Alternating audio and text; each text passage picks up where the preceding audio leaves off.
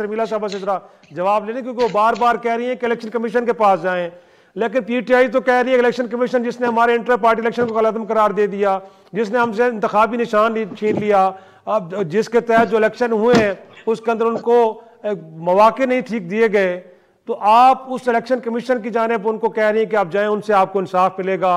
वो election commission जिसने आज तक अभी तक अब कितने दिन आज हो गए इलेक्शन को फॉर्म 45 अपनी वेबसाइट के ऊपर अपलोड नहीं किया। तो शर्मिला साहबा इसी फोरम पे जाएं जिससे वो गिला कर रहे हैं, जिसके ऊपर वो शक का इजहार कर रहे हैं कि सब कुछ हुआ वहीं से है। देखिए जी, मैं ना इलेक्शन कमीशन को रिप्रेजेंट कर रही हूँ ना सुन्नी इत्तेहाद को, लेकिन मैं एक चीज बताना चाहती हूँ। पहली बात तो ये कि इंट्रा पार्टी इलेक्शंस जो हुए हैं ना, उसमें इनकी खुद की गलतियां हैं।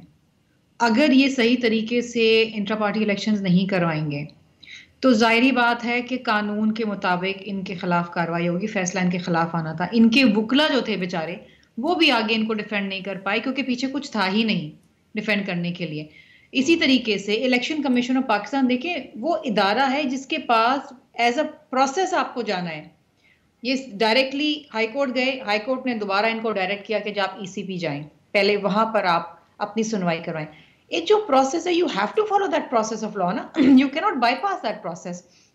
इनको तो अदलिया से भी शिकायत है कि अदलिया ने भी धांधली कराई है, तो फिर अब मुझे बताएं कि आप, मैं इनको इंसाफ दूंगी या आप इनको इंसाफ देंगे, कौन देगा? प्रोसेस यही है, कानून यही कहता है। ECP, tribunal, high court, supreme court. ECP इनकी दरखास्तें सुन रहा है, आज भी कुछ डिसाइड की हैं, कल भी कुछ की थी, आगे भी करेगा। देखिए सिर्फ ये मीडिया के आगे बैठ के कागजात को लहरा के आप अपनी दाद रसाई नहीं कर सकते। मेरी सिंपथीज इनके साथ हैं। आई एम श्योर ये अगर ये कहते हैं कि इनके पास शवायद नहीं तो होंगे, लेकिन वो शवायद राइट फोरम पे लेके जाएं और इनकी जो शिकायत है उनका अजाला होना चाहिए। अगर तो आपके पास शवायद हैं जिस तरह आप कहते हैं, क्योंकि बहुत सारी बातें ऐसे कहते हैं जो हकायक पे मबनी नहीं होती हैं। अब साइफर को ही आप ले लीजिए, पहले कहते थे साइफर है, फिर कहते हैं साइफर नहीं है, फिर कहते हैं साइफर गुम गया, फिर कहते हैं साइफर कभी गुमा ही नहीं। सो आज तक मुझे समझ नहीं आया कि जी वो साइफर का हुआ क्या, किसके पास है, किसके पास नहीं है, कहाँ गुमा, कौन ले गया, वी डोंट नो, क्योंकि ये अपने स्टेटमेंट्स चेंज करते हैं।